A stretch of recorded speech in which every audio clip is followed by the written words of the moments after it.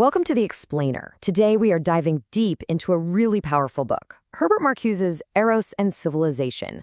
We're going to explore his critique of modern society, which, it's a wild ride through Freud, philosophy, and this idea of a hidden unhappiness that might just be bubbling under the surface of our busy, productive lives. So right out of the gate, Marcuse hits us with this really challenging idea. He basically suggests that in our modern consumer-driven world, all the stuff that's supposed to make our lives better, the gadgets, the comforts, the endless entertainment, might actually be a trap. Like they're controlling what we want and maybe even kind of shutting down our ability to be truly free. All right, so here's how we're going to break this down. First, we'll tackle the main problem Marcuse saw, this idea of the unhappiness of progress. Then we'll get into his take on Freud's theories, which is super important. After that, we'll look at his diagnosis of our modern world, what he calls the performance principle. And finally, we'll get to the really cool part, his vision for a future that's all about play and imagination. Let's get into it. Okay, so first up, the unhappiness of progress. Let's dig into this core contradiction that Marcuse pointed out way back in the 20th century, a paradox that honestly feels like it's only gotten more intense today. And this really is the big question, isn't it? I mean, think about it. We live in an age of incredible technology and wealth. We've kind of conquered nature. Productivity is always going up, and we have more stuff than ever. So why don't we feel free? Why is there this nagging feeling that we're not really in control of our own lives, that we're being pushed around by these massive forces we can't even see? All right, to really get what Marcuse is up to, we have to start where he did, with Sigmund Freud. See, Marcuse builds his entire argument on Freud's psychoanalytic theory, but then he takes it in a totally new, really radical direction.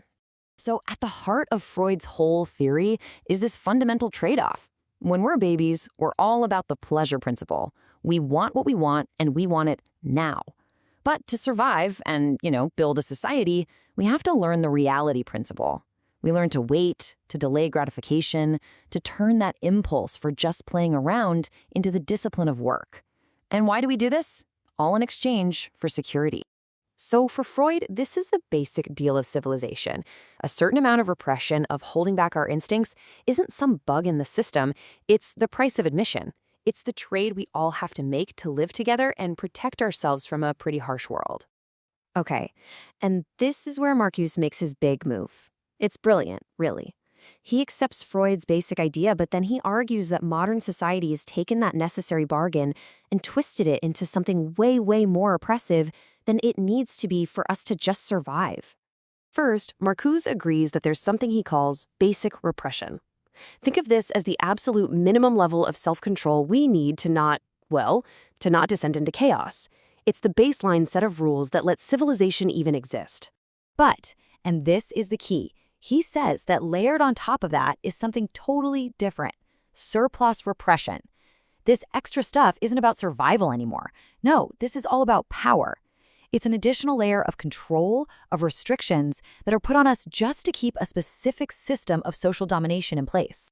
And what's the engine driving all this surplus repression? Marcuse has a name for it, the performance principle.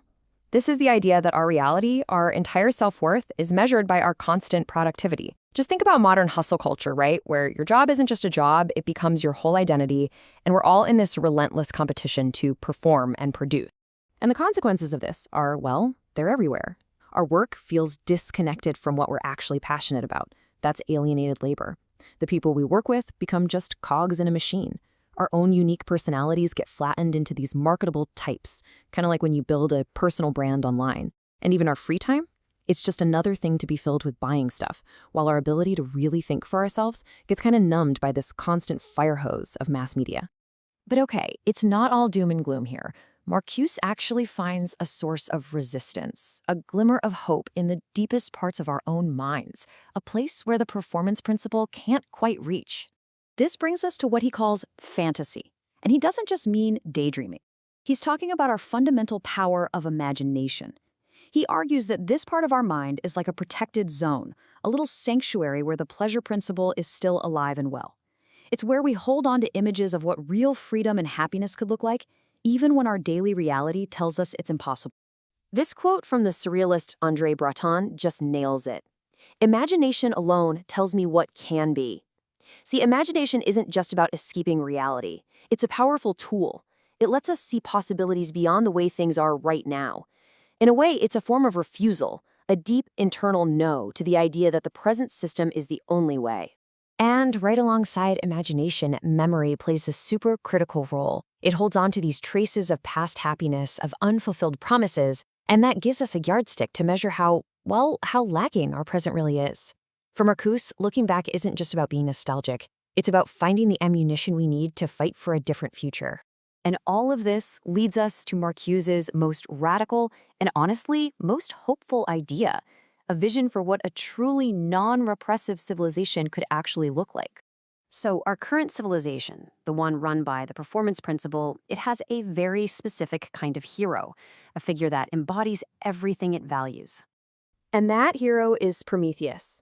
You know the story, the rebel who stole fire from the gods, the one who builds culture through constant struggle, endless work, and perpetual pain. He is the ultimate symbol of a life dedicated to toil and mastering nature. And this is where Marcuse challenges us. He makes us ask, is this the only way to live?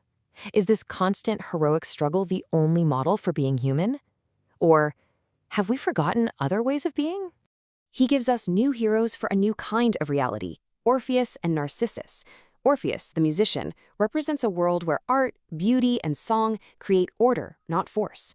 And Narcissus, who finds himself by contemplating beauty, represents a life lived in harmony with nature, not in a constant battle against it. Their world is one of play, not work, of pleasure, not pain.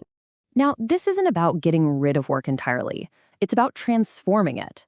Marcuse talks about attractive labor, a future where our work isn't this miserable toil we have to endure. Instead, it becomes a kind of creative play. Imagine a world where our jobs and our passions are the same thing, where we create and build out of a sense of joy, not just because we have to. So ultimately, what Marcuse is doing here is offering us a totally new definition of progress. He's shifting the goalposts away from just more and more repressive productivity and toward genuine human liberation. It's a vision where the whole point of society is to maximize our happiness and fulfillment, not just our output. And that brings us right back to our world today.